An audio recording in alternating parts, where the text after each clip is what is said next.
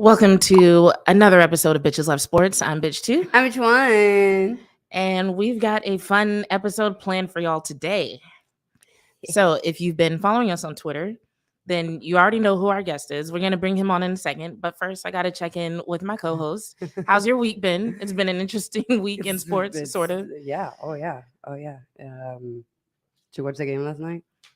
Actually, I didn't. I haven't seen game 1 or game 2. I feel like such a bad fan. I mean, I got to from see. now on, I think it's gonna be a whole different ball game. I'll say this much. I got to see parts of it. I got to see enough to know that I'm really questioning the Nuggets defense right now.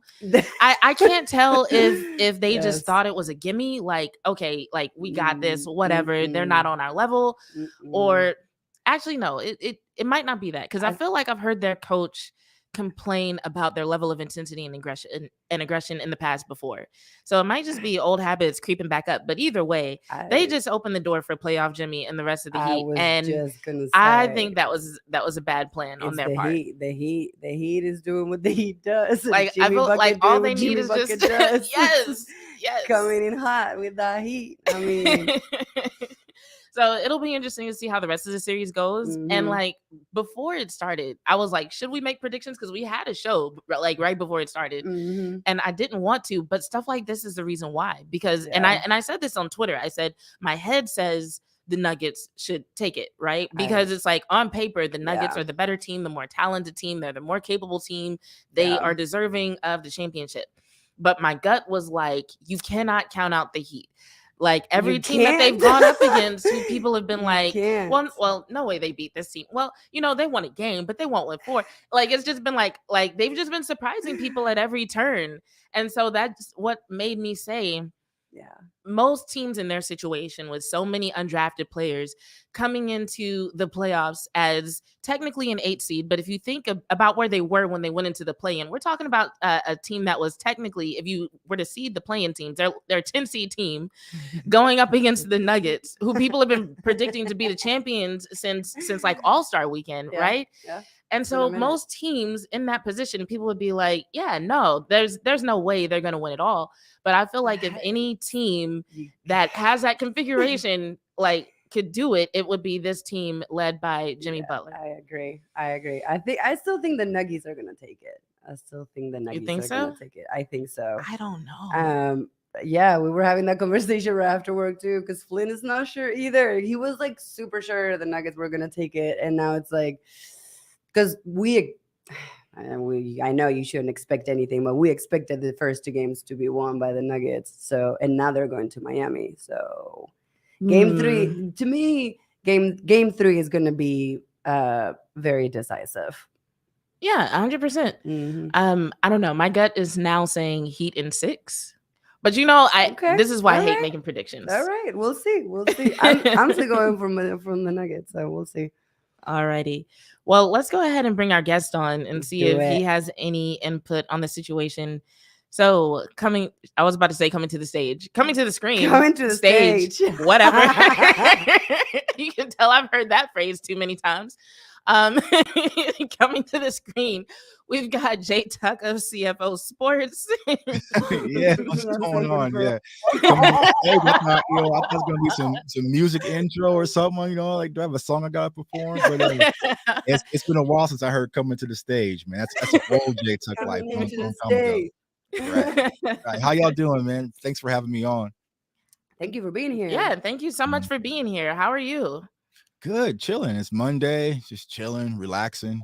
Got a few shows, just relaxing, getting ready for the summer, and few shows. Just casually slide that in there. A few shows, right? We got a few shows, right? Staying busy, even though I thought it was the Cowboys off season, there's never a dull moment when it comes to covering the Dallas Cowboys. So, did a lot of draft content, but things are starting to pick up a little bit. So we giving the community what they want. So exactly. So before we get into the Cowboys content, though, did you happen to watch the Heat and Nuggets game last night?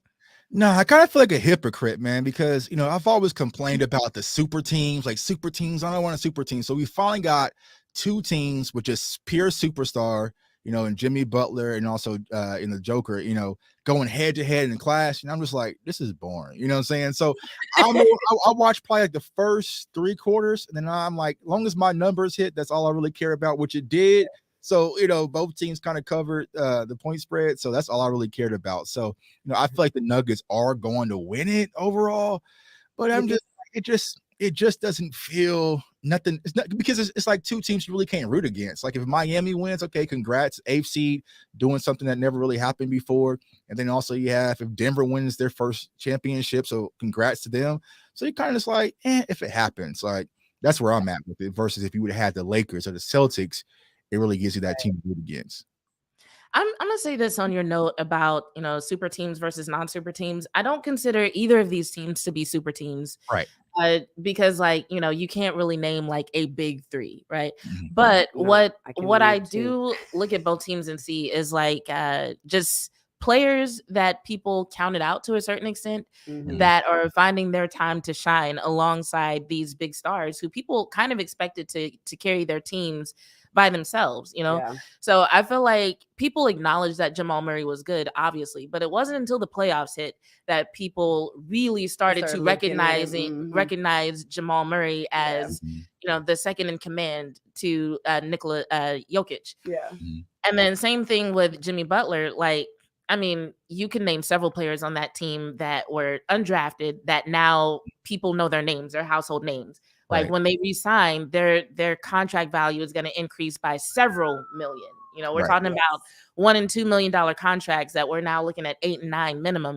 Right. And so to me, that's a very interesting story about all this. I think it speaks to the development that the NBA has been doing, not only with the G League, but with just some of the things that they've been doing with Summer League, the way that they've been looking at college players, who they're bringing in, to the point where even if you're not drafted, just in trying to get there, you develop your skills so well. I just like the NBA or the NFL, like people get drafted to a team, like you don't get bought, right? Like soccer, at least in Spain and like the major leagues in Europe. Soccer.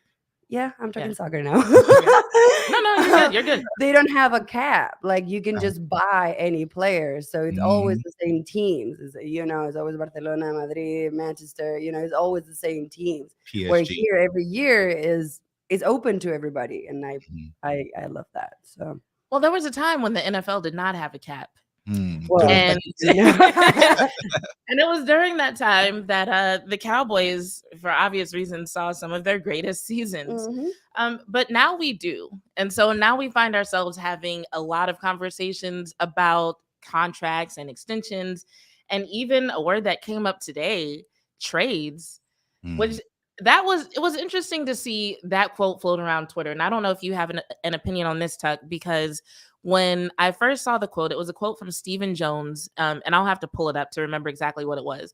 But I saw the video on Cowboys YouTube, and he specifically he said the word trade more than once. Okay. But then by the time the quote made its rounds on Twitter, there were people who were like, oh, well, he didn't mean trade. He meant shuffling players. And I'm like, but that's not what he said. Right. A remix. Because we have some guys that we might not want to take to camp and we might want to replace them with other guys from the same position. And he used the word trade. And I'm like, yeah, that sounds like trading people. What are your thoughts on that, Tuck? Yeah, I think that there is going to be some consideration to trade some of our younger players, right? Because you kind of got a surplus, especially at the cornerback position. I know that's the position everybody was talking about, right? So we talked about this in the space the other night. So you have Stephon Gilmore, you have Trayvon Diggs, you have Deron Bland. More than likely, it sounds like Jordan Lewis might start up on the putt, but he's probably going to be on the roster. So that's 4. You just trade up for Eric Scott Jr. in the draft, so he's going to be on the roster. That's 5. You have CJ Goodwin, who is going to be our special teams ace. He's not. So that's 6 corners right there. So then you're looking at the Kelvin Joseph. You're looking at the Nashawn Wright. So could you possibly move on from one of those younger guys and maybe bring in a rotational guy on the defensive line? Now, me personally, I don't know what the value would be for a Nashawn Wright or Kelvin Joseph, but I think it's something to really consider because in that cornerback room, it's getting tight, so it's like, I really don't know where some of these puzzle pieces are going to fit in. So if there's an opportunity that presents itself, I think the Cowboys will explore it. Oh yeah. Rule of Two says, "Can you imagine what players' salaries would be if there was no cap? It Mm, would be glorious." right.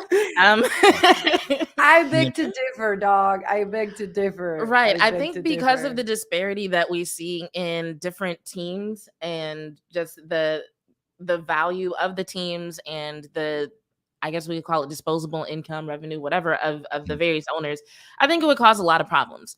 It caused problems in the 90s before all the situations concerning the US economy that we've seen. So mm, I think if it were a big enough issue then for them to put a cap in place, it would definitely be an issue now. Now, if there were some alternate universe where, it weren't a problem, I still don't know if the word glorious is a word that I would be used. right. It would be chaotic for sure. It would be interesting to see how some of these teams would be configured. Do you think this is completely off target, but ADHD? Do you think if the what is the XFL were to do that, do you think they would take over the NFL? Not right now because all the XFL teams are owned by two people. There's still only Right. so much money to go around. Right. Well, but if they get there and they start pulling players and like no That salary cap, the idea of that happening is so far fetched. I can't even imagine it it's so because far fetched. no, for real, because I'm imagining all the things that it would take to happen to Mm, for the XFL to surpass the NFL, right? Because like I said, all the XFL teams are owned by the same two people. Yeah. So in the first place, you'd have to find other interested owners. And then right. you'd have to find enough interested owners to buy all the other teams because you couldn't have all the teams have the same two owners, but two. You're just asking for accusations of like favoritism and Right. whatnot, right? And I so like then you'd I have like to The find, Rock. He That's ain't got money brilliant. like that though. I like The Rock, but he ain't got yeah, no money like that. It's different. right. And you'd have to find owners who have so much money that they didn't go into the MLB or the NBA or the NFL. And then they'd have to somehow overcome the NFL and all their money and their connections and their resources and their current contracts. Yeah. No. No. Hey, ain't no But way. Ain't no fun way. thought experiment though. Yeah, Maybe one day we'll find a way to present that topic in a way that we can kind of like apply some of our yeah. real world knowledge and make it make sense. Well, Martin How just many said XFL games that's did y'all probably watch a this decade past down year? the line. So let's talk in a decade, more Martin. Let's more see than a more what than a it is. decade. More than a decade. Y'all Yeah. are so optimistic. That's adorable. How many XFL games did y'all watch this past year? Not as I many as rest I my wanted case. to, if I'm being honest. Rest my case. There ain't no money flooded the XFL like that. It's gonna be a long, It's yeah. gonna be a long It'll road. That's It's never. gonna one be of a the long things that was road. interesting about this season. Going back to what you said about never a dull moment with the Cowboys, I Mhm. thought I was gonna have so much time to watch the XFL. I was planning Mhm. on paying attention to the Brahmas and the Renegades and what they were doing. Mhm. But then it's like everybody I knew in the Cowboys content creation world were like, no, it's time to talk about the draft. What are you doing? Mhm. And it's Right. like, okay, well, we doing draft talk. And it's like, okay, now we're gonna talk about who's gonna make the 53-man roster. And it just never ends. Like even right now, where you've got this lull in, news, like actual news. Like it seems Mhm. like they always come up with something to talk about. But in terms of actual news, things are kind of slowing down. And Mhm. you've got people who are like, I want to take a break. I'm not sure. Right. Because you just never know. You never Mhm. know. And so yeah, I ended up paying more attention to the NBA, to the NFL, to the WNBA, and I paid enough attention to the XFL to know they have an interesting rule set, but not enough to be able to name players. Like this whole conversation about pulling a kicker from the XFL, I'm like, great Right. idea, but Who? who it would be? No, I couldn't tell you, but like, yeah, that sounds awesome. Absolutely. Look, we need a kicker competition at camp. Right. Let's see. Nick said a lot of people here in San Antonio, Texas, went to the Brahmas Brahmas. game, and I was like, no. It sounds like a hard pass. So, Yeah. all right, well, we'll see. Yeah, I mean, it looked fun on TV. I don't know. Well, maybe next year. I think you're right though, because I think what happened, like for me specifically, the draft just kind of just overpowered that. So normally, before I started doing content, as soon as the season was over, you kind of had that gap where I could focus on college basketball and also NBA basketball and so many other. It was just soon as I got home from San Francisco, it was just right back into the film. Actually, I started before the season ended, but it's like right back into the film, getting ready for draft season. So there was no break. And my 4 days I got off last week was pretty much all the break that looks like Cowboys fans are going to give me. So, Well, we're going to talk about your break in a second, but first, when I was talking to you about coming on the show, and I was like, well, we might talk about XYZ. You said that you talk about everything. And so we had some people go to your Twitter account. Okay. And take a look at your tweets. And so now we have a list of what several of our teammates think are your most interesting tweets. Yes. Oh boy. So the game that we're going to pick before we get into the good stuff is you get to pick a number. And based on the number you pick, I will read a tweet and you have to explain it or talk about it. So hold on, let me make sure our numbers are updated and I've got the right number of tweets. Oh, this is gonna be an interesting game. I thought we were gonna play a little Cowboys quiz or something like that. Like, who's your favorite player? Who's your, you know what I'm saying? Like, oh, now you got me kind of sweating a little bit. So I'm like, as soon as you posted it in the group chat, I got like 4 tweets within 30 minutes. I'm like, ooh. Yeah, I got a whole lot of tweets. I got a whole lot of tweets to pull up, so y'all's probably busy. So. Yeah, well, we limited it to within the past month. Yeah. Okay. And once we remove the duplicates, we have 10 to choose from. So right. we'll just do a few of these, and then we'll get into another topic. So for the first one, pick a number 1 through 10. I'm gonna go with 4 for Dak. Oh, number 4. That means if you just did the last month, that means my most powerful tweet is not. Actually, give me a second. I'm gonna pull these tweets up so our viewers can also see. My guy Martin says, "Yeah, I got tricked, man. I thought we were gonna play a little Cowboys game now." I'm trying to think, like, what did I say in the past? It's probably gonna end up being a Cowboys game. Yeah, but my most infamous tweet was the Brittany Rayner situation, which I had no idea about. That was gonna catch a blaze. And okay, so now we got to pause. What did you say? Yeah, I was like, so it was Cam Newton did a podcast with Brittany Rayner, right? And he was talking about, like, you know, a man wanting a woman that can cook or whatever, like just having a bad chick isn't enough, right? And I said, Cam Newton basically said he wants a Savannah James or a Ayesha Curry over a Brittany Rayner or something like that, and all y'all heard was cooking or something like that. I forgot what I said. Like, it was just like at 10:30 p.m. You got cooked. Like, you know what I'm saying? Nothing. And when I woke up, I had probably like over like 400,000 notifications on my phone. My friends were blowing me up. So like, they're like, bro, Tuck, your tweet is going crazy. I'm like, what tweet? Like, I don't say. So like, when I looked and saw the comments, I'm like, God damn, what did I do?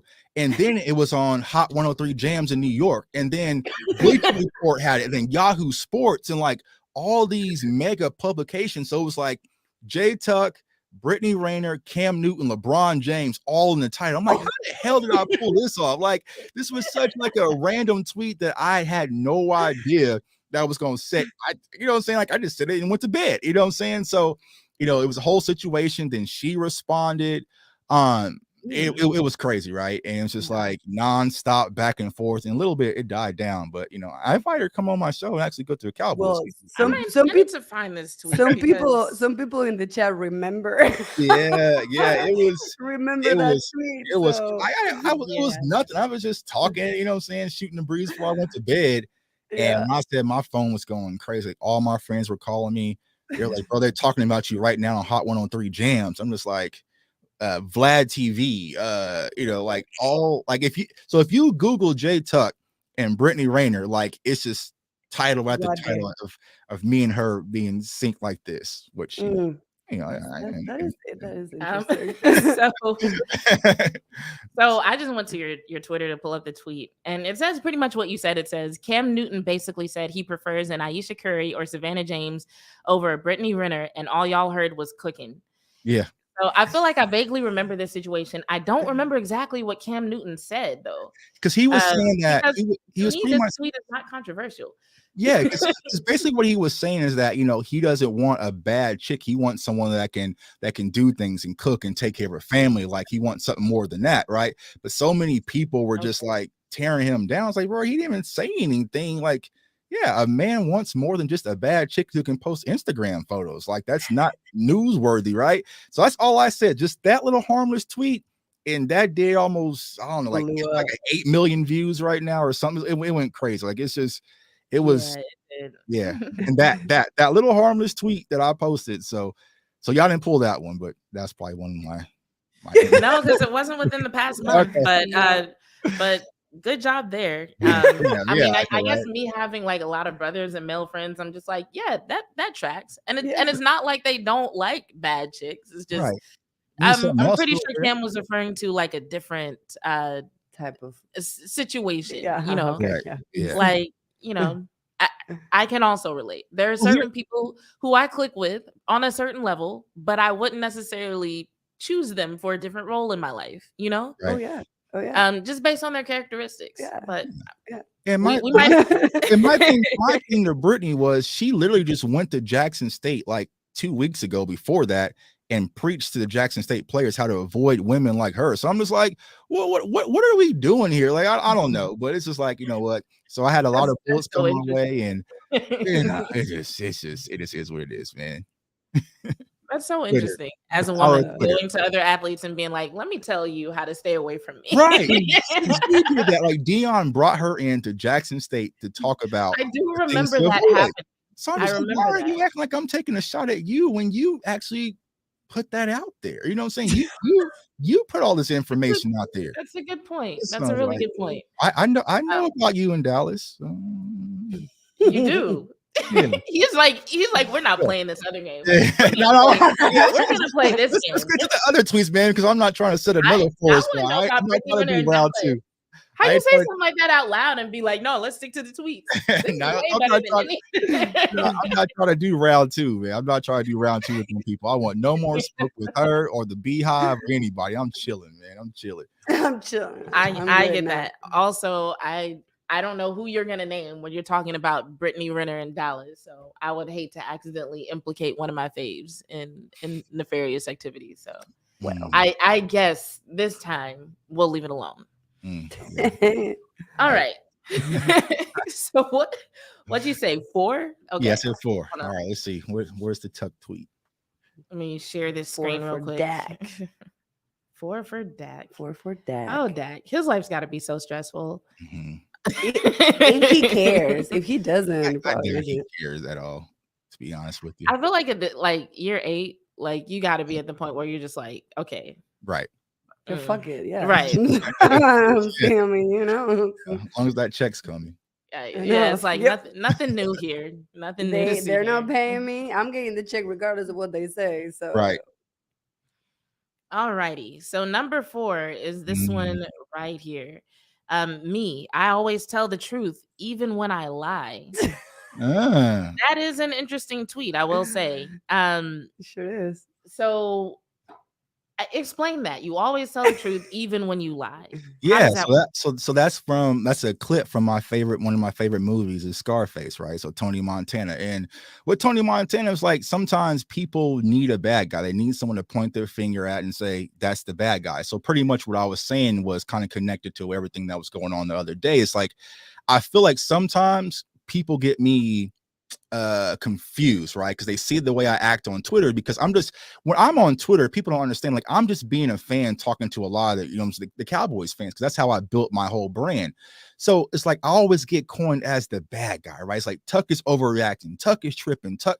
But I was like, but did I lie? Like, every time you see an interaction, whether that's with the Eagles person, whether that's with the media person or whoever, when you see Tuck clashing, nobody can never point and say, I lied. You know what I'm saying? Like, I didn't make up anything. So every time I have in that conversation, just know I'm just telling the truth. Yes, I'm a Capricorn, so I just tell it like it is. I couldn't lie even if I wanted to, right? It just I'm just too bluntly honest, and I feel like that hurts a lot of people. Like I said, like, I'm always telling the truth though. So that's what that tweet really came. Salute to Tony Montana. Yeah, that's awesome. I can relate to that because I'm from Spain originally, so I had to learn English when I got here. And my brain translates very literal, and it's not like we're very blunt. I mean, we're just, like, I don't know. I don't want to get into that again, but I can relate to that. Like, I was called out for being, a bitch, not in a good way, or a bad friend or a bad person, just because I'm telling you how it is. And it's like, tell you how it is. Yeah, fact, dog. And that's just, I just feel like the community has blessed me to give me a platform, and people follow me and they trust me because they know I'm not compromised. So I'm not just going to just lie and just say things just for the sake of keeping everybody happy. And if you feel some type of way, more than likely you have to kind of look at yourself and say, okay, why is Tuck saying that? But it's like, I'm not trying to cause friction or be divisive or dramatic or anything. I'm just calling it like I see it. Like, so if I see a media person who purposely has an attack on a certain player, I'm just saying, like, I see it, like that's where I'm at. So that's what that tweet represented. I can respect that. Everything I've ever seen from you suggests that you do have somewhat of a moral code when it comes to how you know, whether it's your content, whether it's your tweets, just how you interact with fans in the Cowboys community. And so it is kind of odd when I see people accuse you of like lying or clout chasing or whatever it happens to be, because it doesn't seem to align with the other things that I see from you whenever it doesn't get a lot of attention. Because you say a lot of stuff that doesn't get retweeted thousands of times. It doesn't get thousands of likes, right? But it's always the stuff that like catches fire that people are like, oh, he's not being honest. He's not being genuine. Oh, he's clout chasing. And I'm like, are they saying that because he wishes he wasn't getting attention for that opinion? Or do they know something? Has something happened in the past? Because like, if you were to take somebody who knew me from like a decade ago, let's say, they might have an opinion of me that doesn't necessarily align with who I am today. Okay. So I'm just like, is it one of those things? Or is this a situation where people are just finding something to say because they don't like the fact that J Tuck gets attention sometimes? Yeah. It's jealousy. It's always jealousy. There's always going to be haters. And it comes with the part of how I kind of built my brand, right? Because like I said today on Twitter, right? I didn't start doing any of this until 2020. So pandemic, I would say until March, I was just a normal Cowboys fan. Well, I still am a Cowboys fan, but just like everybody else, right? But where's my view of my brand, right? I was a guy who would listen to the radio, I would listen to .com and all these websites, right? And I would ask questions. And I always felt like I was ignored. Like my questions or my insight wasn't good enough. I'm doing nothing different I'm doing now than I was doing back then. Y'all saw the tweets of me talking about Dak Prescott in the draft, right? But it's just like, they kind of suppressed me, right? So when I really got the platform, I was like, listen, that's why y'all see me respond to pretty much every tweet I can. And y'all just seen on Twitter. Like I'm on Facebook, I'm on Reddit, I'm on Instagram, I'm on YouTube comments, like talking to Cowboys fans, right? Because I want, like, what happens if you had your own media guy, but he was immersed with the fan base? And so what I really represent is being the voice of the average fan. So the little guy, right? So now since my voice is amplified and I say things, it hits a lot harder. And so I feel like the old media kind of mindset is like, all right, who is this guy and why does he deserve to talk to me, right? But it's like, no, what Martin may have said on Twitter, he was actually right. So let me amplify what Martin said because I agree with that. And now let's have a conversation. And now since I'm empowered by ESPN and I got Fox Sports and all these different things behind my name, it's just like I'm just the face of the little guy and they want to silence me, but it's too late. It's too late. So I feel like that's why I get a lot of the hate or the things that comes my way. But I'm different because I don't want anything from anybody. I'm still just having fun. Like I don't care about being on a certain website. I don't care about being on a certain station or TV. I even don't even give a damn about the money, which sounds crazy. I am just having fun. And so I'm just a passionate Cowboys fan who's been blessed to have this platform, but I've also done my work and my research because people have to understand, you might see a tweet and I might say something about Mozzie Smith. So you're only getting a small piece of the puzzle. If you're on my YouTube channel, we didn't watch Mozzie Smith film for almost 2 hours on a live show. Right? So it's like, you're not getting that aspect. So it's like, oh, Tuck's just making up stuff. Anytime I say something that I really want to have merit, I provided context and evidence behind my statement. So I just think receipts. So it's like, I think that's where people really just, they fall through the cracks. They're only seeing Twitter Tuck. Like a lot of people, like, they don't even know I have a YouTube channel. Like, bro, like I've done draft content and like film breakdowns on almost 35, 45 prospects in this year's class, but they don't see that, so. That's like reading the headliner of the article, but not reading the article. Right. and then judge everything by the title. Yeah. So it's just, Tuck is this or Tuck is that, which it doesn't bother me, but they don't say, Tuck has been put in the work because they don't see it. Like, so they feel like this guy just kind of leapfrog and they think it's just because I send out rapid tweets, which isn't the case. So right. Well, we're gonna put a pin in that because I definitely want to come back to your story as far as how you became this well-known content creator. Okay. But speaking of you not trying to be on any certain websites, Nick found one of the headlines from Yahoo, which is hilarious. Yeah. And it reads, Brittany Renner claps back at sports host who suggested she's less than Ayesha Curry or Savannah James. Mm-hmm. So I have to think that the only reason why she clapped back was to get some Twitter engagement, because like you said, you know, she kind of did her own part in suggesting that she's less than Ayesha Curry or Savannah James. Like, once you hold a whole class on how to avoid women like you, like, you're positioning yourself as less than. And I say this as a person, like, I'm a sex positive feminist, so I would never put one woman beneath another for any reason. It all depends on, like, what do you want, and do your actions on yourself towards their goals, towards your goals. So it's just like, you know, if you say you're aiming for a certain lifestyle, but your actions are contrary to that, I might just be like, well, hey, this might be where you're going wrong. But I'm never just going to say off my own code of ethics or whatever, like a woman should or shouldn't be doing XYZ. That's not my place. Right. So I'm just like, eh. And then you say that on any platform and it's on the internet forever. So. Right. It wasn't assumptions. Like, I just made these false accusations. Once again, telling the truth. This is all stuff that you told me. I don't know you, but you have put all this stuff out in the media, on the podcast and everything, about how you don't care and you're just trying to get a man with money and you don't care if you get.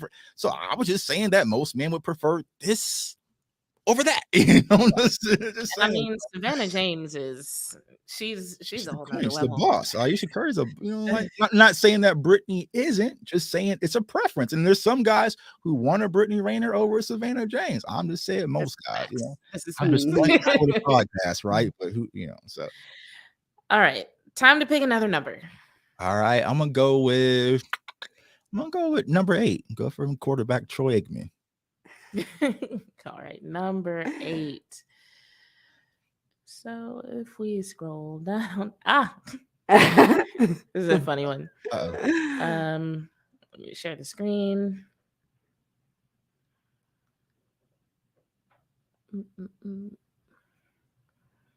So tweet number 8 says, rock band is way more peaceful in your own house. My mama would have then pulled the plug on this party. And I gotta add, the person who sent me this tweet also added the comment, the way this man loves rock band in 2023 is hilarious. Yeah, well, funny story. So, you know, I had rock band in college. So I had graduated college in 2008 December. So when I graduated, because I was like, you know, a radio DJ, I DJed at every nightclub. So I was kind of popping in college, right? So I wanted to stay. My mom was like, nah, as soon as you graduate, you're coming home, you're done. So she pulls me home, right? So I had bought rock band because I used to play it at my house parties I always had, you know, hosted. So, you know, me and my guys used to be downstairs playing drums, guitar. I would sing, play the guitar and everything. She would come down, turn this mess off, like, get out, you know what I'm saying? Y'all making too much noise. You need to get a job. Oh, you know what I'm saying? Crazy, crazy, crazy, right? So, you know, she's always to be honest about being so loud with that rock band. So the other day, I found my Xbox 360. My boys were supposed to have donated for Christmas like years and years and years ago, right?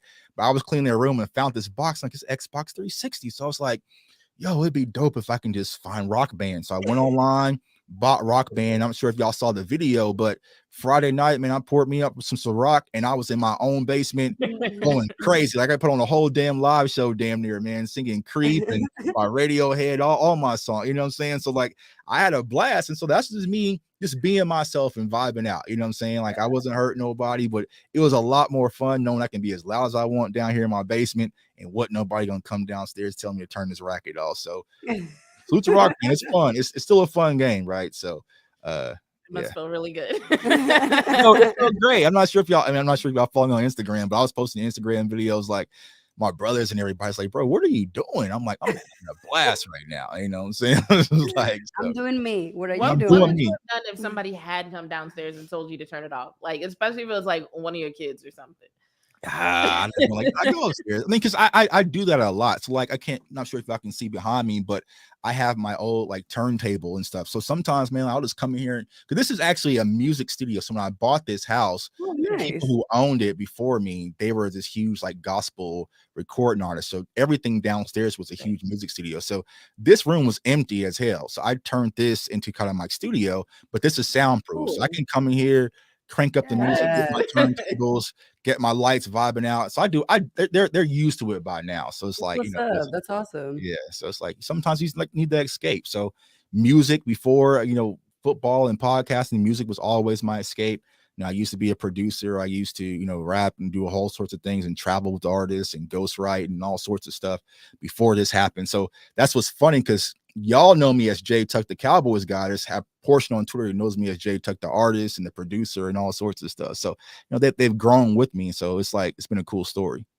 That is So what have you cool. worked on that we can find? Anything? I haven't done music in a long time. Yeah, I had some old stuff on SoundCloud and stuff like that, CDs.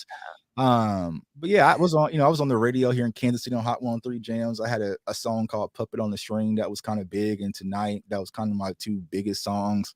I didn't open up for like Tech Nine and 50 Cent Nice. and all sorts of stuff. So a long time ago. I mean, and I told that story to Boss Cowboy, but I kind of had an eye-opening experience, after a show, a car that I was supposed to be in. Unfortunately, I wanted to go eat instead, and that car got shot up. I lost a few of my friends that was in that car. So it was just like, at that time, it was like, all right, I need to pivot and do something different because the crowd I was with, the people I was around just wasn't right. So that was kind of my changing of everything for me personally. So That's Wow, wild. that's wild. Well, Look at you now. yeah, I know, right? So it's like, yeah, so like you said, right? Some people who know that Jay Tuck back in the day, like, bro, this dude, this is who y'all like, man. This slime ball, this dude used to, like, so, but but then some people are like, nah, you really growed up and you really matured. I had a few people say, like, I would have never guessed in a million years that this would be you. I was like, yeah, man, by the grace of God, it's me. So, people change, people grow. Don't judge me by who I was when I was 21, 22 running the streets. Who was the man I am today. So, yeah, right. It was meant to be. It was meant to be. Yeah. I'm a firm believer that things happen for a reason. Yeah, So. agree. Yeah. Definitely sorry to hear that happen, but I'm glad you're still here with us. Yeah. It was an eye-opening experience because if I say, and I told this to Boss Cowboy on the show, if I wasn't hungry after that show, because I wanted to go eat. They didn't want to go eat. They wanted to go do some stuff with some chicks, blah, blah, blah, blah, blah. And I was like, yo, bro, I'm the artist. Like, I was the artist, right? So it's like, I want something to eat. And then one of my homeboys like, bro, you can just ride with me and then we'll head out. I was like, all right, cool. I'll catch y'all later. They went this way. I went this way. Things happen. And luckily, I was in this car and not that car. So crazy. That is wild. Well, just so you know, hold on, not that one. There's some people Martin looking Talk out. Cowboys is gonna be looking for your music. I'll try to find and post the link. I posted just a song the other day. It's on SoundCloud. I'll post it. I might post a link in the chat. So if there's anybody that I trust to find it, it's Martin. It's Martin, yes. Yeah, Martin. He always have the detective hat on. Yeah. Martin, but yeah, I was actually working with independent artists for a little while too, so that's ironic. Yeah. The one I worked with the longest was my brother. Mhm. He's still making music, not nearly as dangerous of a crowd though. He's a jazz violinist. Yeah. So, totally different crowd, as a matter of fact. He's but insanely good yeah, though. He is very good, if I do say so myself. Yes. He's got some music on SoundCloud too, so we might have to exchange links. But he's also on Spotify. If anybody wants to look up Jairus Daigle, Jairus. Just quick plug there. All right, let's do one more. All right, and then we'll pivot back to your content creation. I'm gonna do number 3. I'm going number 3. Yes, number. Now your question. You pick. That's your tweet. No, but I like the number. Wait, hold on, I'm in the wrong thing. I like the number. 1, 2. Oh, this is a fun one. Nice. They're gonna be like, why is Jay Tuck always talking about women? Okay. And I might have to let this one play actually, just so people can hear the video that inspired this. Oh, it was a video. Oh, This one, I don't even think. Have a hobby that's not video games. I am. Video games are for children. Wow. And this one. Sorry. So in dating. I'm sorry. It's like not my computer's doing something weird. The Wi-Fi signal looks strong, but for some reason everything is running slow. Good. She wasn't talking about nothing anyway. I might try again in a second. But that tweet said, having this opinion on video games in 2023 is wild, in my opinion. And so for the viewers / listeners, the video, in so many words, it was a woman saying that like she didn't want her dude like spending a bunch of time on video games, like it like suggested that it was immature, made him a bad partner, so on and so forth. And to that, Jay Tuck said, women who don't want their man playing video games is the dumbest thing ever. Trust me, ladies, don't listen to this advice. An Xbox PS5 is your best friend. Thank me later. An Xbox / PS5, I should say, is your best friend. Thank me later. So, another opinion on women relationships. So,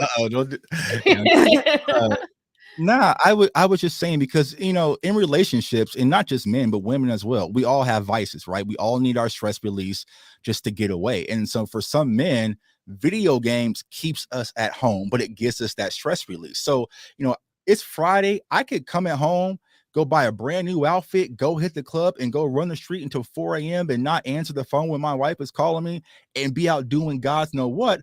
Or I can be downstairs playing Rock Band.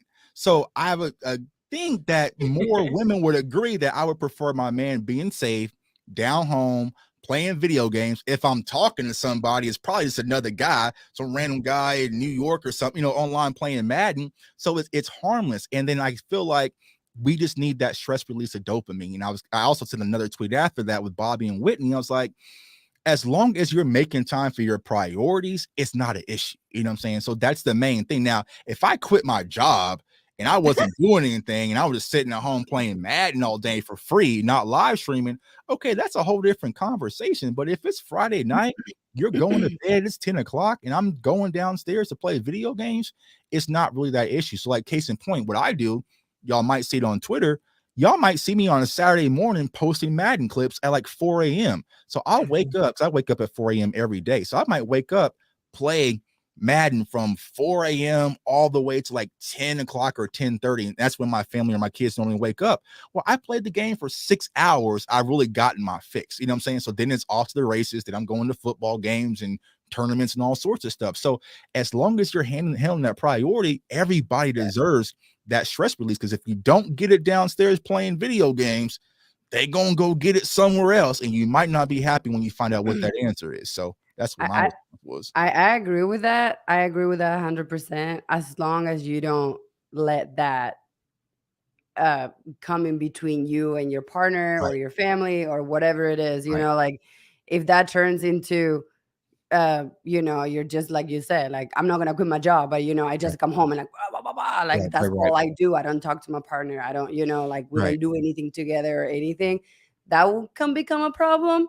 But I play video games all the time. My boyfriend and I play video games together all the time. And it's like it's the greatest time. Like that's our stress release for real. Like we get home, we kill some zombies or some bullshit and you're not thinking, right? Because people don't understand. Like the moment you wake up, you're thinking, right? You're thinking, okay, what I gotta do today at work? You know, what I gotta wear? What I gotta do? Right? What time I gotta be there? So you're your brain is always spinning. When I grab a controller, I ain't thinking. I'm just pressing buttons. I'm sitting back. I'm relaxed. I'm shooting stuff or shooting basketball. You know what I'm saying? Like I'm relaxed. So it turns my brain off for a minute. And for me personally, I'm a guy who I'm always thinking. And that's one of the hardest things for me is to turn my brain off. And when I play video games, that gives me an opportunity. Now, there's other things that can turn your brain off, but it ain't the best option for you, right? So if me grabbing a controller, it's not hurting anybody. It's not hurting myself. It's not hurting my family. I don't see any issues with it. I agree 100%. I can't argue with any of that. See, ladies, I ain't coming. And I would much rather like my partner do that than almost any other thing. There's like, so would you say like, okay, I don't want a man playing video games. Would you be happy if he was at the casino gambling? You wouldn't be happy with that. You wouldn't be happy if he was at the strip club. You wouldn't be happy if he was at the club. You wouldn't be like, so where are you going to be happy? Like, he's literally just downstairs right there. You can see him. You can, like, yeah. So everybody needs peace. I feel like I've heard this opinion a few different times, and to be honest, I in general don't get it. Like one, I've dated dudes who don't do the video game thing. Like, and honestly, after a while, it's just kind of like, don't you have something to do? Don't you have somewhere to like? I know I got stuff to do. Yeah. You might want to go find, like, don't you have a hobby? And then two, maybe it's because I like nerds. I'm just like, yes, video games, anime all day, make it happen. Yeah. And that's the opposite. So you always have the woman, right, that's suppressing video games, and it's always, in the comments, yeah, I'm a real man, I don't play video games. Like, bro, get up out of here, fam. Like, you probably got dog walked on Madden last night. You play video games. Like, you do something. You do. So whether it's not video games, you're doing something to get your stress release. So who am I to judge? Like I said on my other tweet, what's the difference between me spending hours playing video games or a woman who is constantly on TikTok or Instagram taking selfies up for 15 hours? Like, it's the same thing. We're all getting high off of dopamine. It's the same effect. We all need to find our stress release. Someone could say the same thing about, why are you on a podcast? I don't want a real man who has a pod. Like, it could be anything. So like I said, as long as it's not detrimental to your family, I agree. Just let it go. Agreed. All right. So on that note, we're gonna put a pause on the game because I do want to rewind back to what we were talking about with how you got your start in content creation. So tonight we've learned about J Tuck, that you did independent music for a while, and then you started doing sports related content in 2020. You said, yeah, 2020, like right before the draft. So when you entered the content creation world, did you enter it as a Cowboys content creator, or was it sports in general? No. So, I mean, I've dibbled and dabbled to podcasts, right? Because I always had a group of friends. We should start a podcast, right? But what ends up happening that I was doing all the graphics and everything, doing all the work, and then they would kind of fade away. So it's been off and on. So I was kind of out on the whole idea of the podcast and thing. And I really didn't know much about the YouTube community, but I owe Skywalker Still, man, a lot, because he was the one that reached out to me. He was like, yo, you should be a YouTube channel. You should get a YouTube channel. I'm like, bro, I'm not doing that. Like, I'm not doing that. So he reached out to me one night. I was like, yo, just come on my show. And I came on the show, didn't have any setup, just propped up my laptop, and we talked football for about 2 hours. And then just seeing how the chat interacted, like, yo, we like this J Tuck guy. We got to come back. You got to come back. Like, he's dope. Like, it was like, all right, so maybe I do have this, right? And so propped up for my laptop. This was an empty room. Did a video. One of my very first videos was me predicting that the Cowboys were going to draft CeeDee Lamb. I looked at it today. It has like 48 views. You know what I'm saying? So nobody really cared. And I tell people, like, I remember doing my first live show, and there was only 3 people watching the show. And those 3 people were my 3 kids upstairs, making sure it was even working. You know what I'm saying? So it's like, I just started, but I just kept going and going and going and going. And then eventually it was someone like, hey, jump on my show. And so my whole idea was, someone asked me, I jump on the show. I was doing 4 shows a night, 5 shows a night, 6 shows a night. I did a live show one time with Knicks. We did it for 8 hours. Y'all know how Knicks are, right? So yes. I was really just building my callus, like, all right, finding my groove. And then eventually things really kind of caught fire with me. And it's like, all right, I became kind of a household name. So I really had no intent of even doing content. I was just locked in the house, couldn't go anywhere. Skywalker Still said you should do it. Open my laptop, and by the grace of God, here I am. And it's opened up opportunities where I'm meeting, talking to my favorite players, and at the NFL draft and at the Super Bowl and all sorts of stuff just by me starting. So that's always been my message for anyone. It's like, yo, Tuck, I want to start a podcast. I want to start a YouTube channel, whatever. Just start. Don't worry about your equipment. Don't worry about anything. Just start and build it as you go. You know what I'm saying? Build it as you go, So that's always just kind of my, my way. And that's the reason why I'm here. So nice. We got that part right. We started. Yeah. You guys are ahead of the curve. Y'all ahead of the curve. I was like, yeah, that's all it takes, is just to start and be persistent, because a lot of people, they start, right? And when you start, it's a new idea, But then when you do a show and you have 8 views, and then you do a video, you get 12 and 13, you're like, man, why the hell am I doing this? This is a waste of time. There's no money coming in. But I tell people, whether I had a channel or not, I've been on Twitter, y'all. I've been on Twitter talking Cowboys. So like a lot of stuff I'm doing, I'm just gonna do it regardless. The only thing now, it just has a name and a brand behind it. So it's like, if you really enjoy it, you really love it, it just makes it easier. And that's my passion. That's my fuel. It's not only the Dallas Cowboys, but it's this fan base sometimes. You know what I'm saying? So that's what keeps me going. So I've heard a few people talk about what the Cowboys content creator community was like when they first joined and what the Cowboys fan base was like when they first started doing content. So what did it feel like for you? What do you remember from when you started in 2020 as far as like, who were the movers and shakers? Who were the first people you interacted with? Like after Steel, who was it? And what was different or the same about the fan base at the time when you started that you're like, man, if I could have predicted this, I might have done XYZ a little bit differently?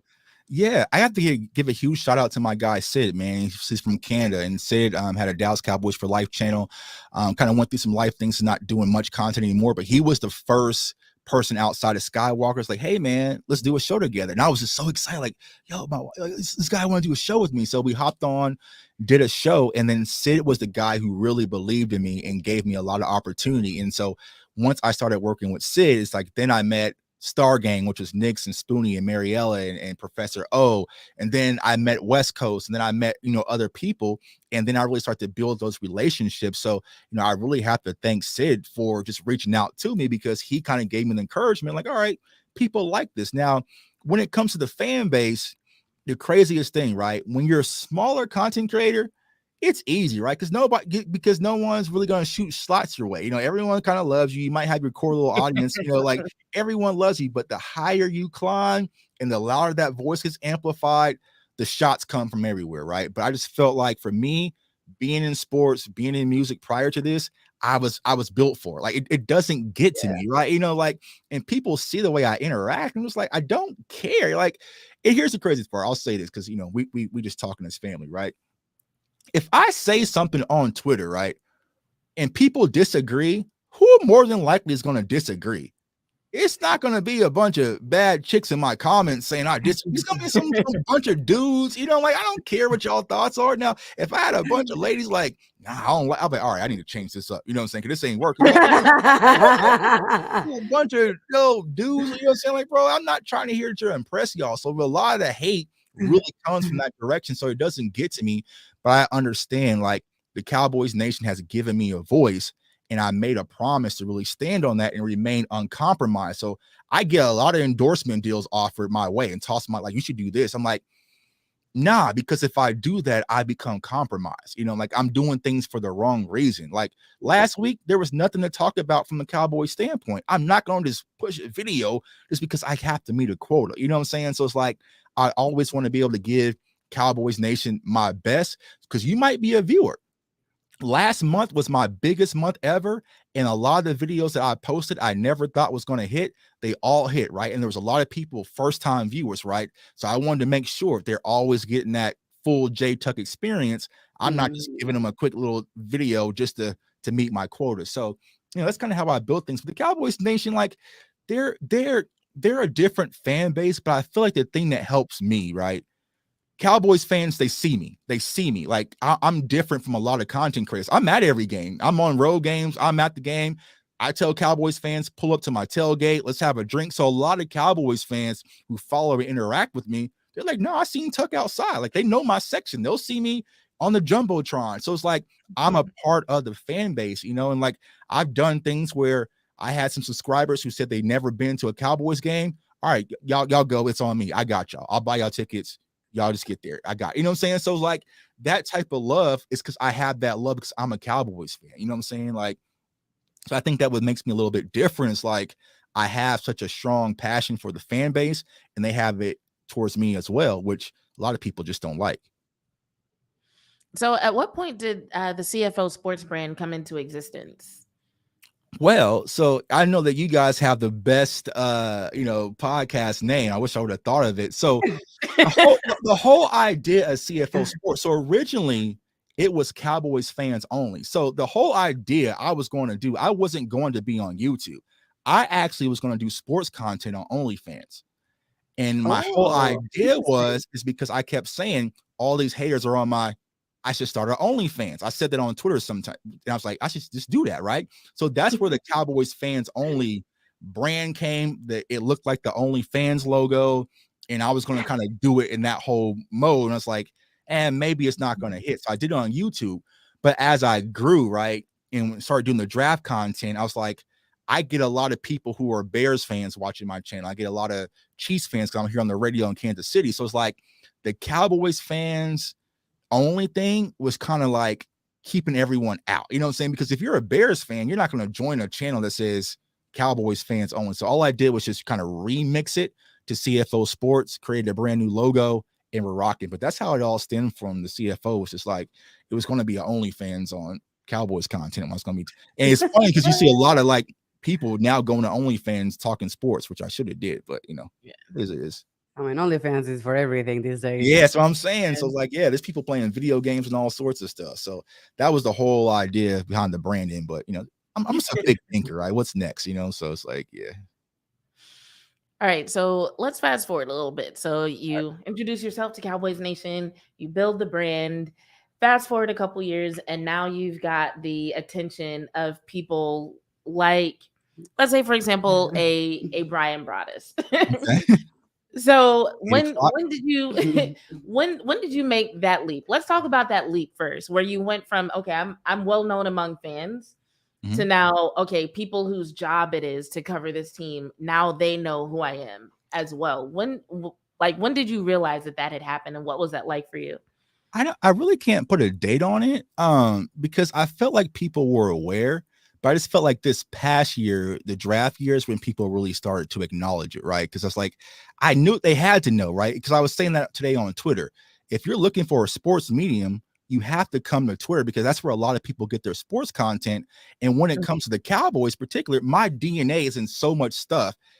You have to be fully aware, right? So I feel like they are aware, but they just didn't understand it. So I think like this year it's like, all right, I see like the Clarence Hills and the Calvin Watkins and the JTTs, and you know, people are really starting to acknowledge me, like, all right, who is this guy? But he's actually making things happen. And I feel like not just from the media perspective, I feel like the biggest leap has been the players, right? I've had players reach out to me. I had some beefs with players, y'all, the ones like the real players on the Cowboys behind the scenes. It was a knockout. F you, F me. I see you when I see, like, that type of stuff.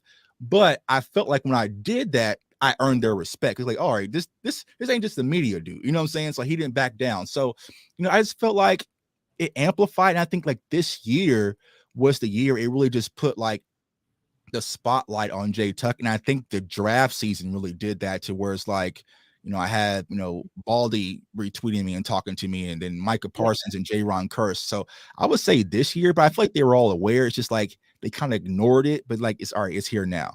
Or very recently, Des Bryant. Yeah, I mean, yeah. So I a whole nother situation. So Des, I met Des last year at the draft in Vegas, and you know, it was one of those things where I was just walking through, and my best friend knows, like, Des is like my guy. Like I've thrown hands over Des, right? So we were walking through the casino in the Aria, because where we're staying, and like him and Diggs, they were like a few floors above us, and we're coming downstairs, and he's like, there goes Des, right? So I was like, yo, Des, you know, huge Cowboys fan. Do you mind if I get a quick picture real quick? It's like, yeah. So we took the photo, and then I'm walking away, and my friend was like, bro, you've always said if you ever met Des Bryant, there was one question you want to ask him. You might as well ask him now, because you might not never get that opportunity. I was like, nah, bro, he's busy. You know what I'm saying? He's like, bro, you might never get this chance. So what do you have to lose? So I was like, all right. Went over to Des, asked him the question. And the question was, all right, so he has had access to Jay-Z, Jerry Jones, and Michael Jordan. That's like the holy trinity of business minds, right? So what are the biggest things that you picked up and you learned from them? And he was like, yeah, bro, come sit down. I got you. So I sit there and I'm like talking to Des. And I think I built a respect from him, because it wasn't a football question. Like, oh, who's your favorite corner? It was just like, yo, bro, what's the business? Like, what I want to learn all about that. That's a really good question, actually. Yeah, it is. Yeah. So once I asked him that, we kind of sat down, we chopped it up for a minute. The crazy thing, like, it was me talking to Des, right? And Ja Rule is right there. Like, Ja Rule is here. I didn't even acknowledge Ja Rule. I'm just like, you know what I'm saying? Like, you're just like, it was Ja Rule and Trayvon Diggs, but I was just so focused on talking to Dez, you know what I'm saying? So I'm talking to Dez, and like, he's just giving me, just insight. I'm telling what I'm doing. And he followed me like immediately after, and we talked behind the scenes. But like, the one thing I got about from Dez was, once again, the reason why people really love Dez Bryant, not just from the play on the field, but Dez meant something to Cowboys fans off the field. He was always at Lifetime Fitness or giving bikes to kids out in Lufkin. Like, he was just always amongst the people. And so once he kind of gave, he's like, bro, never change who you are, never sacrifice who you are. Always keep in mind the people who you're doing this for. And that's what I kind of took. And so you see why I'm always standing front line for Cowboys Nation, for the fans. So, Dez is my guy. Right here, got posters everywhere, man. So it's just like, yeah, it was just a rewarding feeling to get that from one of my favorite all-time players. Nice. So when he retweeted you this past week, that wasn't like something out of the ordinary or something unexpected. Mm-hmm. That part was probably par for the course, right? Yeah. I mean, yeah, it was just, it's just natural interaction. We talked behind the scenes, but nothing's like planned, and I think when it comes to my relationship, I'm just speaking for me with the players, I don't want nothing. Like, I never asked a player to even come on my show. I never asked for an autograph.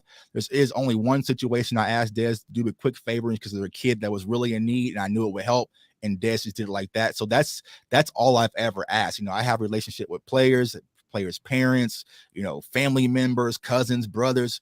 I don't ask for anything. I don't want no tickets or nothing. Just, hey, I just want you to be your best on Sunday. That's all I want, so I just think they just kind of built that respect for me, and it's kind of transpired to what we see today. And so, yeah, when Dez retweets or anything, it's just like, I appreciate it. At first it was like, oh my God, Dez. Now it's just like, all right, that's my guy. You know what I'm saying? I'm gonna still smoke him in Madden. We're gonna do that for y'all. You know what I'm saying? I'm gonna line Dez up for y'all, but it's all love, man. So salute to 88. That's awesome. That's amazing. Yes, that's awesome. So when that particular tweet, so your tweet was retweeted by Dez Bryant, which was then retweeted by Kelvin Joseph. Or no, it was retweeted by Jordan Lewis. And then that one was retweeted by Kelvin Joseph. Mm-hmm. So as that developed, because it kind of became a little bit of a big deal. I noticed this morning that Kelvin Joseph had deleted his tweet, and I was curious as to why. Then I go listen to the Players Lounge on the .com, and I realized they brought up the tweet on their show. Mm-hmm. And so I was like, oh, that's probably why he deleted it. Did you feel any type of way as it was, as your tweet was making its rounds as like the base of this pyramid that was like getting attention from like newsmakers and other analysts as far as like Kelvin Joseph's relationship with the team? Not anymore. It used to get me extremely upset, and I used to voice my opinion because, of course, when you probably heard on the Players Lounge, of course, I wasn't probably mentioned. So it's probably just like they talked about this surface level tweet. They probably didn't talk about what actually led and transpired to that tweet, right? So, there's been numerous instances where there's draft content, a lot of things kind of get picked away from me, and it used to get to me, but now it's kind of just like I find, I don't know, value or joy knowing that my DNA is in the community, right? Because and that's why I was saying the power of Twitter. If I just wrote a blog on Jordan Lewis, Dez doesn't see that. Dez not reading an entire blog of me talking about Jordan Lewis, right? But that tweet talking about Jordan Lewis, Dez said, yeah, I agree. We got one of the best secondaries. Boom, boom, boom.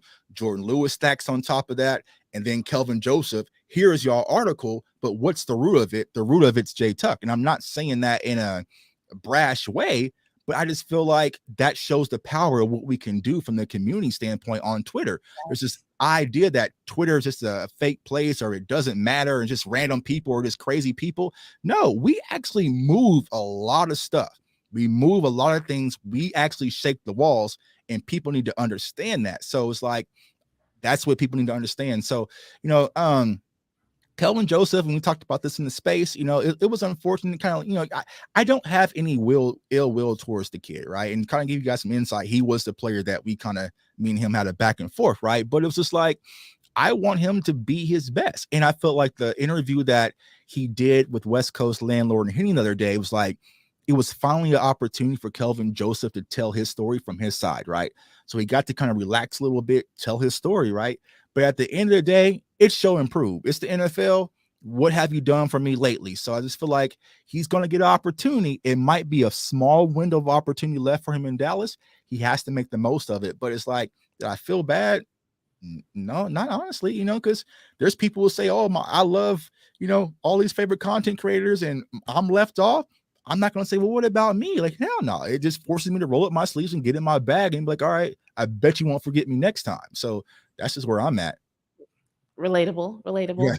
Yeah. So, so let's talk a little bit about the power of Twitter and what it does, because anybody who follows you or me knows that you have another show coming after this that people have been looking forward to for a while, because of a situation that transpired on Twitter not that long ago, right?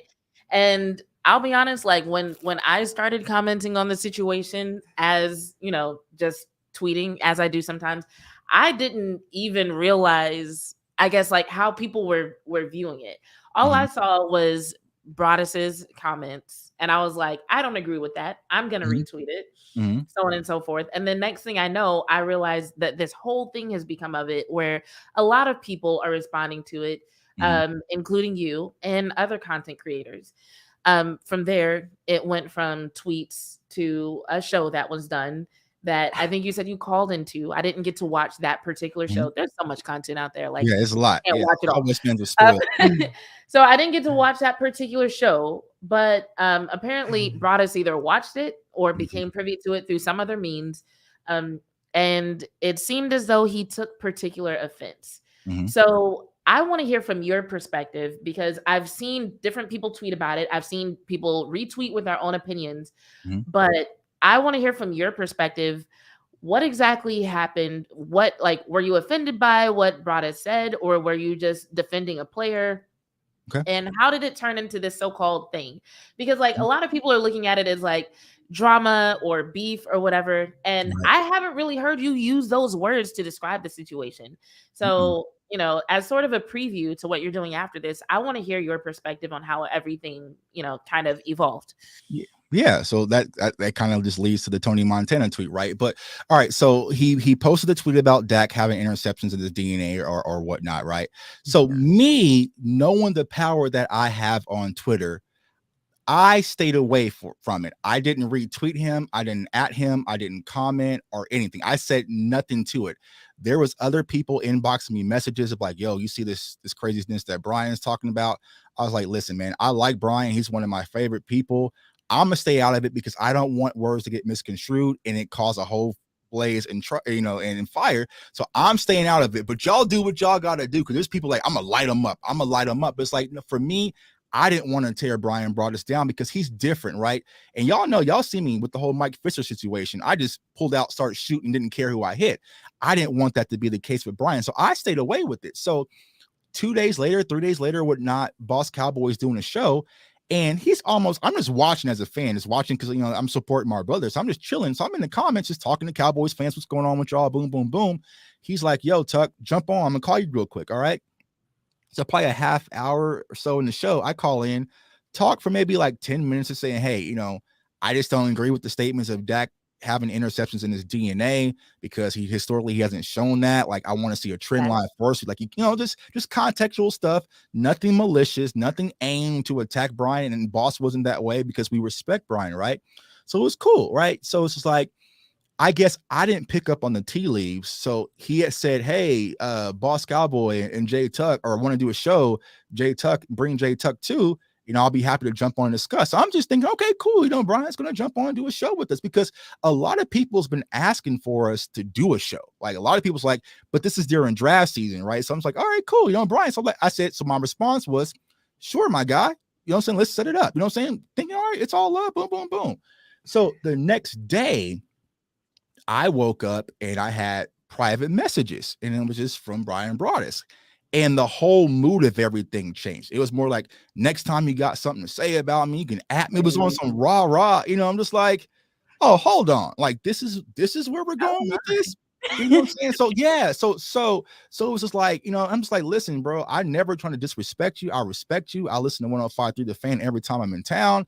Like, we've had conversations. So it's like, that wasn't my intent. And then he was like, well, there was nothing you can do to like it was real, like beating on his chest like gorilla. So I was like, well, if we want to go there, well, then let's go there. Like, but just let me know. So that's when I came back with the tweet and was like, nah, I'm not doing the show, because I felt disrespected, because you had other content creators, you had other writers, you had Boss Cowboy who made a full show about the situation. Why did Jay Tuck get the message? Nobody else got one. Why did I get one? And so that's where I was like, what's really going on? So that's for the whole idea. It's like, I'm always going to be the bad guy when I'm trying to be the good guy. I had no ill will towards Brian. Like, I always show like everything. So I was frustrated because of the incredible work that me and my brothers on the Final Word Draft Show do, covering the draft from top to bottom, right? Never got an invite or a message like, hey, I would love to come on and talk about the draft. You got to do phenomenal content or anything like that. This is what I got my very first message from you about, was this. And I was just like, nah, you know what I'm saying? So it's like, I'm not doing the show. I'm like, I'm done, because you don't dictate how I move, right? I was like, if you want to talk about it, bring me on your platform. So I was out, right? But it's not just about me. It's about the community. I'm always about the community first.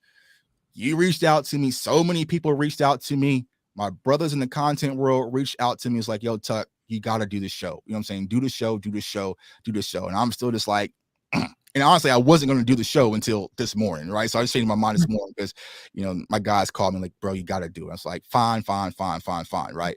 But that's just how I felt. It's just like, why did I get this hostile inbox DM message when I was just chilling? And I literally have messages where I was telling everybody I'm staying away from. I'm not getting involved because I didn't want to make it an ugly situation.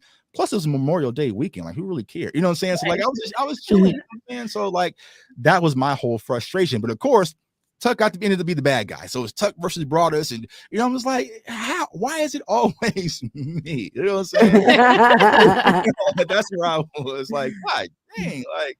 All right. Do you think if it hadn't been the off season and Memorial Day weekend, it would have blown up that way? Because part of me wonders if Cowboys fans, especially the ones on Twitter, weren't just bored and they're just like, oh, there's a little bit of tea. Let's blow it up into hot tea. Oh, and we'll talk about that tonight. I just think that, you know, as Cowboys fans, we get Skip Bayless and all these other people that's always just spiraling just these narratives and different things that Cowboys fans, we need a place that we can come to and we can trust and get context, right? So we go to the .coms and we go to in-house and kind of like, all right, this is going to be our piece, right?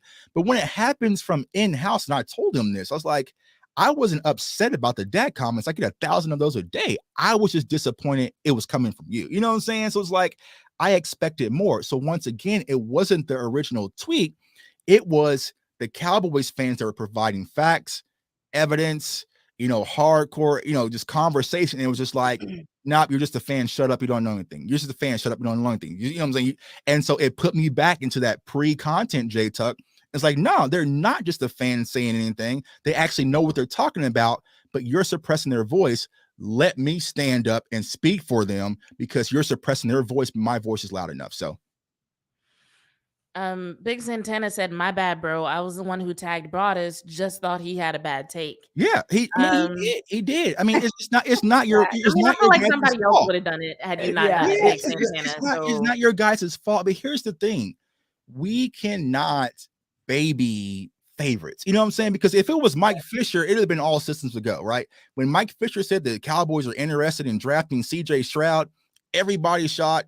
Nobody was afraid. You know what I'm saying? So it's like it comes with their territory. So it's like, as long as you're not malicious, I didn't call him a clown. I didn't say he's an idiot. I didn't say any of that. I'm just saying I don't disagree. And the Cowboys fans deserve to have context behind your why. What is your why? You know what I'm saying? Like, we always got to ask, what is your why? And just saying because I'm done this and you haven't, and that's it.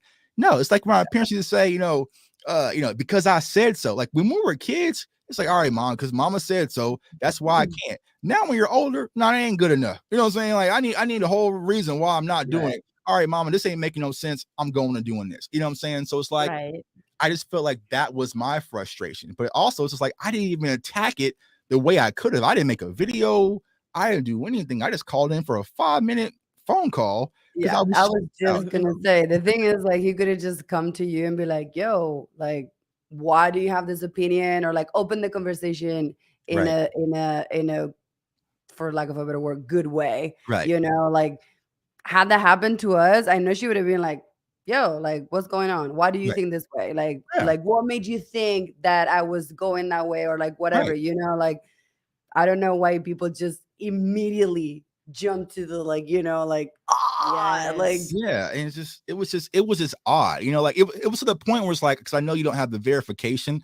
When I got the inbox, I had to double check. Like, let me make sure this is not a troll Right. account. You know what I'm saying? Like, let me double check. But it was like it came in like beating on your chest like Godzilla, and I was like, I was like, nah, bro, like that, So it's like, but it is what it is, and I guess like when you're kind of the voice of the fan base, it's like I gotta take the bullets, but I am, because like you guys said, a lot of people were providing facts, but it's like, oh, who are you? Who are you? Who are you to disagree with me when I'm up here? But it's like, all right, well, let me come and take what they're saying.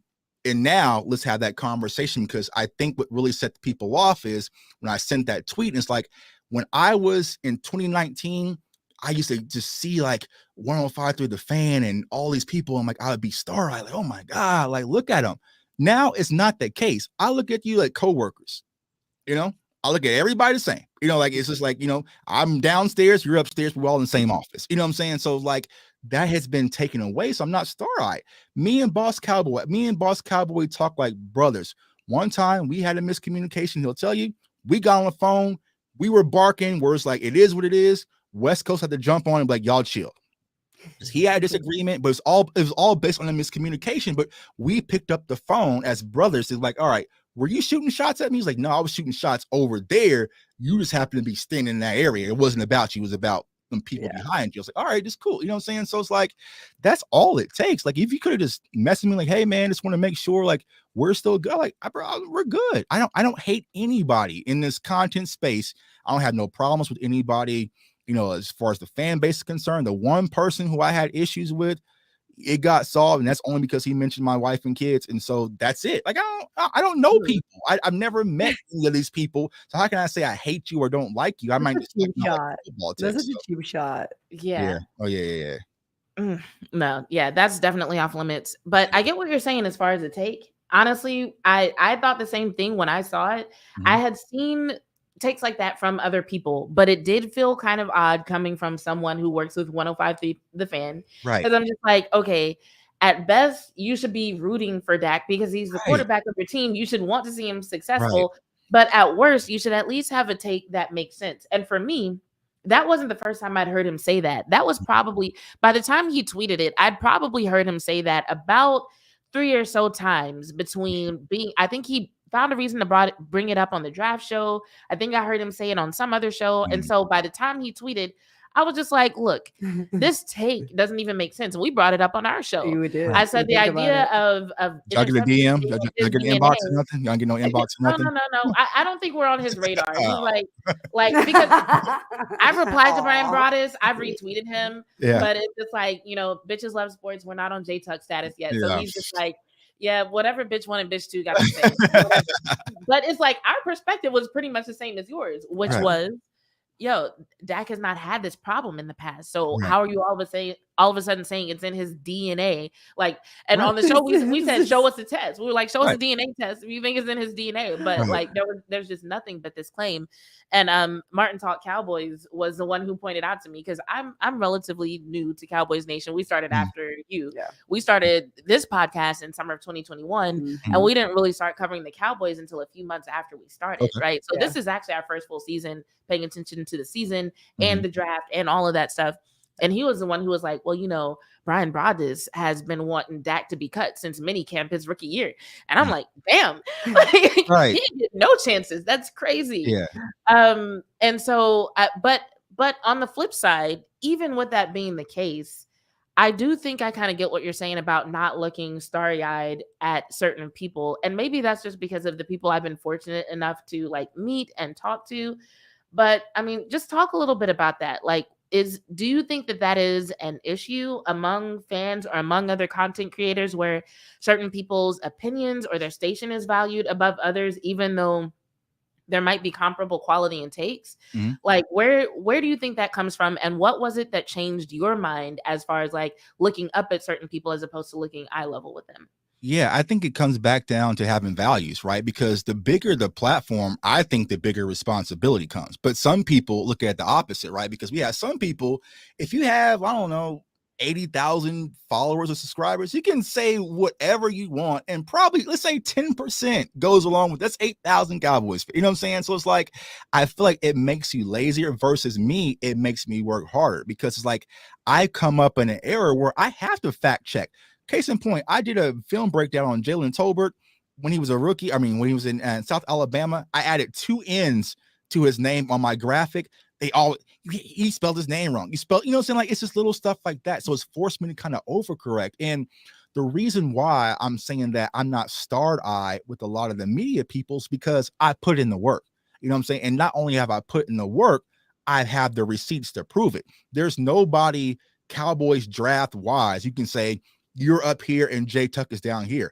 I was literally telling Cowboys fans about DeMarvion Overshown before we drafted him, right before we picked him. Like, I was in the building. So it's like, I was there. So it's like, I just don't feel like, I feel like we're equals, right? And there's still content creators. I get started. Case in point, Brian sent me the message, but after that, I get a DM from Shango. I'm not even sure you guys are familiar who Shango is, but like, Shango is pretty much the origin. He's the godfather of all this Cowboys community space. He's like, yo, I came across your channel. He's like, I guess I'm hella late, but he's like, I love it. He was like, I love you. I love everything you're doing. He's like, you're amazing. He's like, we have to work together. He gave me his phone number. Like, Shango is on Kendrick Lamar's album. That's how much up here he is. You know what I'm saying? So I was just like, Shane, you know what I'm saying? Like, oh my God, you know what I'm saying? Because you know what I'm saying? Like, so that's where it kind of gets to me versus, you know, some of the other media people. And I'm not saying the media people, they do incredible work. We're all in the same building, right? But I think that's what they don't like. You know, it's just like, it's because I'm Jay Tuck in Kansas City.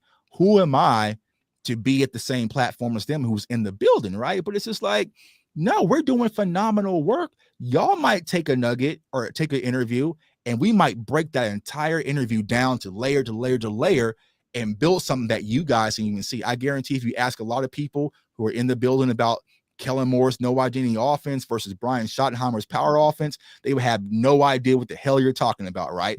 I was able to take the small little nugget from one of their interviews and start sculpting something to provide a Cowboys nation. So it's just that, you know, respect everybody, you know, because it takes all of us. Like you said, if I don't tweet, if I'm playing Rock Band, I don't tweet about Jordan Lewis, you don't get that boss man fat nugget way up here. You know what I'm saying? So it's like, which has been a story on a lot of outlets this week. Yeah, and I guarantee I wrote an article this morning and I mentioned it. I guarantee if y'all go back and look at those articles, I am not mentioned. No, not at all mentioned. So it's like, I get it, right? So it's like, yeah, it's just I don't know. It's just one of those things. But it's like, I think I'm much more vocal about it. You know what I'm saying? Because I'm always speaking up for the community and speaking up for my content brothers and sisters, because I know the work that y'all put in, the sacrifices. Like, you know, this isn't our full-time job. You know what I'm saying? Like, we do a lot of different things. We have a lot of different responsibilities, and to come in and still dedicate time to the fan base and also to the Cowboys, I understand what it takes. So whether you're up here with 100,000 subscribers or you have 5, I'm your biggest fan. You know what I'm saying? Because I know what it takes to turn that camera on, have courage, and start your channel and talk about the Cowboys. So let me ask you this. Do you think that might be the reason why Broaddus came at you the way he did? Because there are some people, I'm not saying I've heard Broaddus specifically say this, but there are some people who suggest that the powers that be, or the people who've been on the mothership for a long time, or at 105.3 The Fan for a long time, don't like the idea of new media coming in and having access or having a voice or having a fan base. Do you think there are some people, Broaddus or otherwise, who feel threatened by people like you who have gotten that voice without having to sit in the exact same offices or earn what they might feel like is a privilege of being in the building or having certain credentials and access that you and other content creators might not have. Yeah, absolutely. Absolutely. And I think that's the biggest fault for a lot of them. Because even here in Kansas City, I got the same thing when I was on the radio. I was like, bro, how does this guy on the radio? He's a Cowboys guy, but he's on the Kansas City radio every Sunday. Like, how did that happen? Right. But it's because of the work that I put in. So once again, they don't see the accelerated learning curve that I had from 2020 to here. They didn't see. Most people on Twitter, they didn't see that 8-hour show that I did with Knicks. It's only like 9 people still watching that show. But what I was doing, I was building draft calluses where I can talk about a prospect just off the top. So where I'm on Twitter, you say, yo, Tuck, what's your thoughts on Ivan Pace? I already know. I'm already going. Versus other people have to kind of think, who is Ivan Pace? Who is Javon Dexter? Who, like, I'm already, because I built that callus because I've been doing it for so long. And so my learning curve is shortened. You know what I'm saying? So they don't understand that. So what it probably took you 10 years to build, I was able to do it in 2 to 3 years. Like, case in point, when I was at the draft, I was sitting at the same table as the guys from the radio station in Texas at the ticket, right? So they were covering the Cowboys. They had draft boards and all, looked like they're about to rob the place, right? And it was just me on an iPad, and I did my live show. It was me, Vaj, Law, like a bunch of content creators. They were listening like, how do you know all this stuff about these prospects? Like, you don't have any papers or anything. Is it because when Martin asked me 1,000 questions on Twitter about every prospect, I've had these conversations 1,000 times. So I'm already knowing in the back of the mind. And just by the pressure that my content creator brothers and sisters put on me, when I'm doing a live show with Boss Cowboy Sports, Law Nation, who just did over 1,000 subscribers, you have Vach Lombardi and OC and Big Gang, like these guys up here, I have to come with it. I can't be, the Khloe Kardashian of the clique. I have to be locked in and really come and to earn my voice, because it's like I'm battling with the goats. I'm battling with the goats. You know what I'm saying? So that has pushed me to a much higher level where I'm constantly in the lab. I'm constantly watching film. I'm constantly doing research, and that has just made me better. So it's like, I understand it. They don't like it. They don't like that Jay Tuck is tagged in with the guy who may have covered the Cowboys for 45 years. But I promise y'all, I am going nowhere, and it's only going to get worse, because what I'm doing is I'm showing the people who are coming after me, you can do it not only better, but bigger than me. Like, you can do it too. So people are probably saying, Jay Tuck did this in 3 years. I'm going to do it in 2. Go ahead, bro. I got you. I'm going to show you how to do it. You know, we're coming up on 2 years. Yay! You think we'll ever get to the point where Brian Broaddus was sliding to our DMs, yo, bitches? So I don't, I don't know. I'm wondering what it would take for anyone at 105.3 The Fan or on the mothership to actually acknowledge Bitches Love Sports. Somebody has to send them this video and say Jay Tuck talks about Brian Ross and his clip, and like I said, I have no hate towards the man. I've talked to Brian about like others, like it's just like on Twitter, but it's like I don't have no hate towards anybody. It wasn't malicious, I swear. And if he took it that way, I apologized on Twitter. Like, man, I never even had that intent, bro. I was chilling. I was at the farm and stuff with my kid. Like, I wasn't even, going at you. But he took it that way. The only reason it got left is because he said he wanted to go left. And I can show you, like, if it's like, oh, next time at me, like, bro, I'm not afraid to at nobody. So that's why I added you. Like, all right, see how easy that is? And it's like, I lost no sleep about it. So, it's just one of those things. Hopefully it gets all sorted out tonight. So we'll see.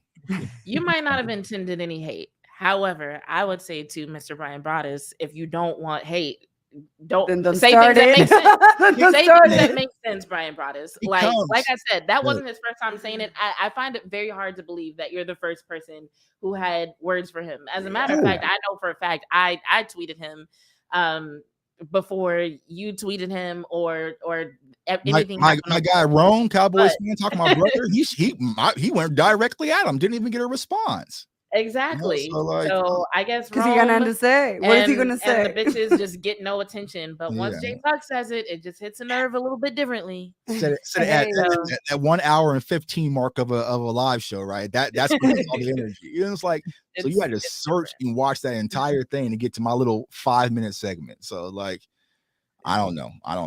But it's like I don't know. That's the part that will be shared. Not the before, not the after. Yeah. This is that.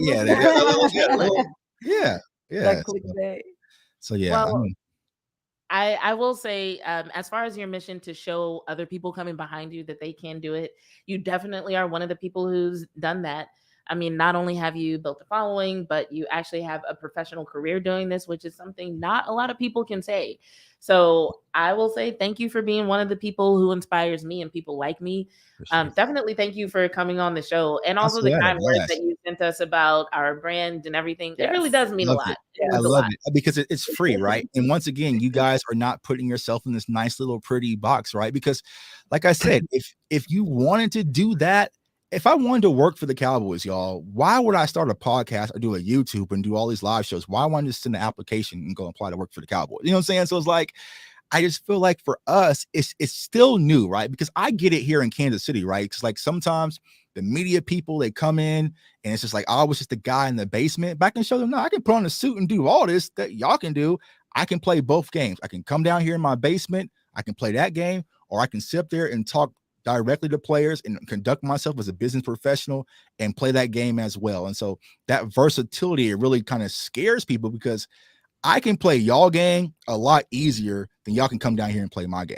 My game is different. It's a different speed. So it's like, but that's due to the community, my brothers and sisters here, and I love it. And I'm always going to be here on the forefront speaking up for y'all, right or wrong. There's going to be bullets, you know what I'm saying? But it's, you know, it is what it is. So comes with the territory.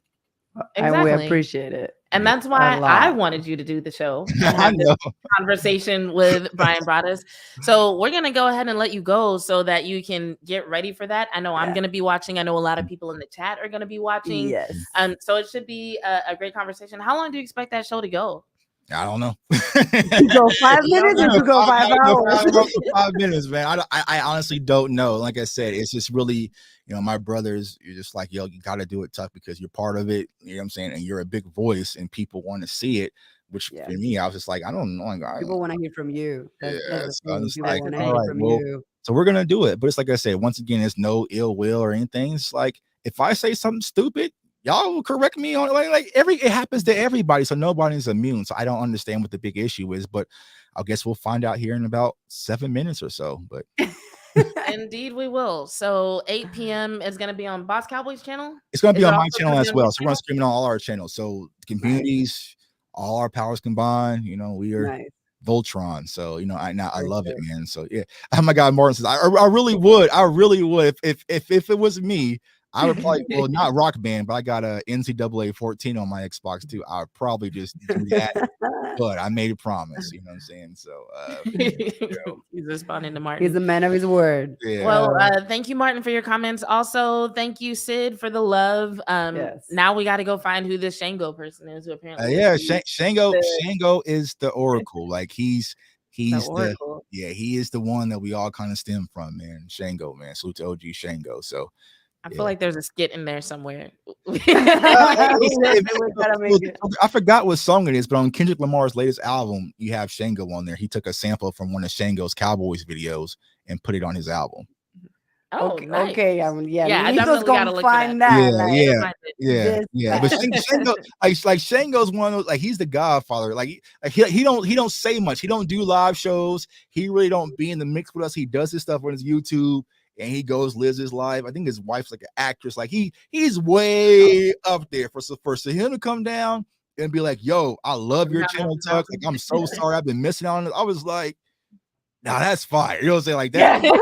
All right, that's hard, bro. Like, you know what I'm saying? Like that was hard. You know what I'm saying? Like I've had players and everything, you know, but like for Shango, it's like, you know, I got the rug that Shango had in his house a long time ago because I wanted that rug just like Shango. You know what I'm saying? So, you know. That is amazing. Yeah. All right. Well, before we get out of here, quick preview for the next couple of weeks. I honestly don't know whether we're going to have a show on Monday. We're scheduled to.